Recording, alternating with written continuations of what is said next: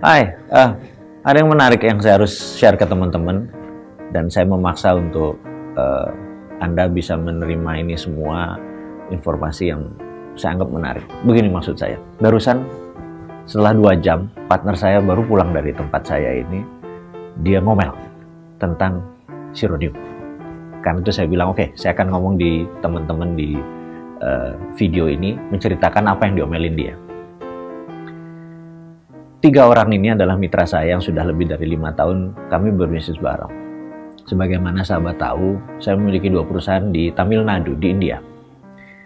3 orang sahabat saya ini, mitra saya ini adalah partner bisnis saya yang berasal dari Tamil Nadu. Mereka turunan Tamil. Jadi kita tahu India ini adalah berbagai macam suku bangsa. Ada Tamil, ada Bangalore, ada orang yang tinggal di Kashmir, di utara India, dan lain sebagainya. Dan sebagai mana sahabat tahu, India tidak punya bahasa pemersatu. Jadi bahasa pemersatunya adalah bahasa Inggris. Jadi kita beruntung Indonesia ini memiliki berbahasa satu bahasa Indonesia, karena itu tidak terjadi. Jadi Inggris benar-benar memecah belah bangsa tersebut sampai saat ini. Jadi bahasa nasional mereka bahasa Inggris. Jadi tentunya pada saat dia ngomel dengan saya hari ini ya dengan berbahasa Inggris, saya nggak ngerti bahasa Tamil. Nah, Tamil ini bangsanya sangat bangga sekali dengan teknologi. Karena menurut mereka, Tamil lah yang memberi kontribusi di dunia teknologi, termasuk yang ada di Amerika. Kita tahu banyak India di Amerika yang pinter-pinter, ada di Microsoft, ada di Silicon Valley, dan semuanya 80% dari Tamil. Jadi mereka sangat bangga dengan ketamilannya, bangga dengan teknologinya, bangga dengan kepintarannya, gitu ya. Dan kenapa dia ngomel? Rupanya di India, dia tadi bawa cuplikan dari .com. Nama si Sontoloyo Mardiguwowi ini menjadi topik pembicaraan karena ada bangsa India yang sangat bangga dengan teknologi tersebut. Tahu-tahu ada orang Indonesia menciptakan suatu crypto aset dan cryptocurrency yang bernama Sironium. Di India geger. Tentunya pro dan kontra, yang asli adalah banyak yang kontra, termasuk 3 partner bisnis saya ini. Bisnis saya ada 2 di sana, yang satu tentang mining, yang satu lagi tentang bioteknologi. Saya tidak cerita tentang miningnya dan tidak cerita tentang bioteknologinya. Yang mau saya ceritakan adalah dia merasa dengan kehadiran saya sebagai founder Sironium yang memberitakan ini ke dunia, membuat bisnis mereka bisa tercemar. Sekali lagi, bukan tercemar atau sudah tercemar, tapi bisa tercemar. Saya bilang, kenapa? Dia bilang, kenapa kamu mendeklar cryptocurrency Sironium ke tingkat dunia, di mana kita semua tahu bahwa 95% cryptocurrency adalah scam. Apa yang terjadi begitu Anda scam? Begitu ini semua tidak jalan, bisnis kita di India bisa bubar karena ini ownernya ya. Saya bilang oke, saya terima komplain teman-teman saya karena dia datang khusus dari India, khusus curhat untuk dia bilang jangan terusin, balik lagi ke sektor real, lupain itu cryptocurrency dan crypto aset. Ini 3 jam yang lalu nih, panjang dia menceritakan apologia atau defense-nya dia untuk menganggap bahwa jangan lanjutin. Saya bilang oke, kita tahu kalau lagi orang komplain, lagi orang curhat, nomor 1 yang dilakukan adalah keep listening. Dengerin aja sampai udah habis, oke? Anything else you wanna talk? Nggak ada, ini aja. Oke. Saya bilang, saya mau menceritakan dulu alasan saya. Kenapa harus hadir? Alasannya begini. Kita tahu bahwa cryptocurrency yang ada saat ini kebanyakan tidak ada sektor realnya. Jadi, misalnya Bitcoin, hanya berdasarkan algoritma, perhitungan-perhitungan matematis. Ya memang kuat sekali algoritmnya, sehingga solid juga database mereka. Yang saya terpikir adalah berbeda, saya bilang kayak gitu. Yang saya pikir adalah bagaimana kalau ada sektor realnya. Jadi sudah ada 5 macam produk setelah Sironium. Jadi Sironium berbasis dari gold. Anda tahu, saya bilang sama si guru, namanya Guru Nathan. Guru, Saya menyuplai ke tambang Anda adalah katalis. Bioteknologi saya yang dari Jawa Tengah, saya kirim katalis, diproses sehingga menjadi produksi ininya dia mineral solidnya. Saya bilang, berbasis itu saya ingin menciptakan mineral saya untuk didigitalkan. Jadi mineral tadi yang berupa precious metal saya digitalkan. Produk berikutnya, saya bilang gitu. Saya ingat sahabat saya, Elvin, Toto nelpon. Manggil saya bro,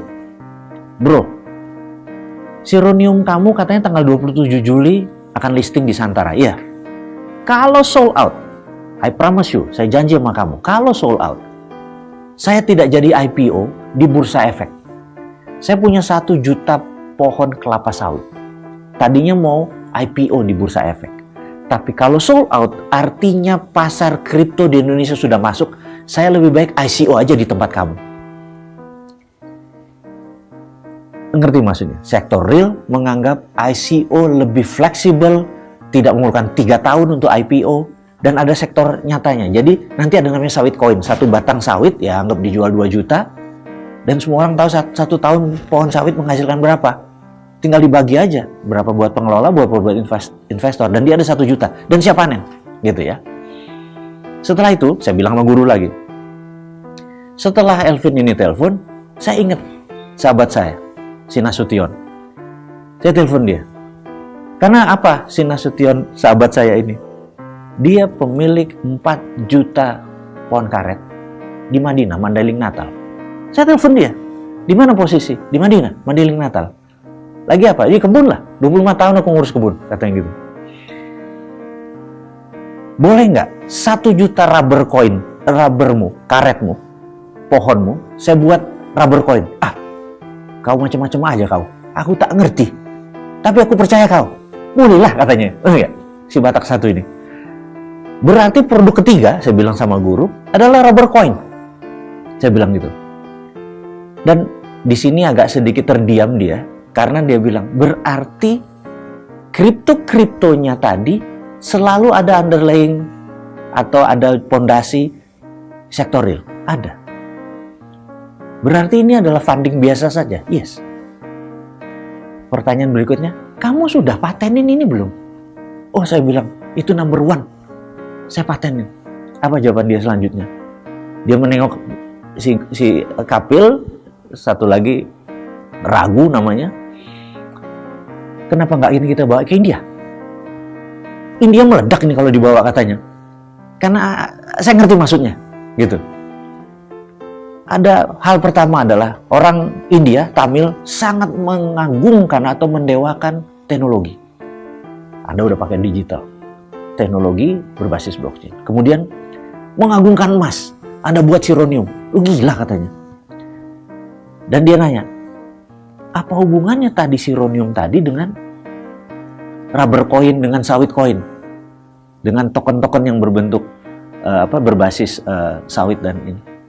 Itu adalah child coin atau anaknya dari sironium.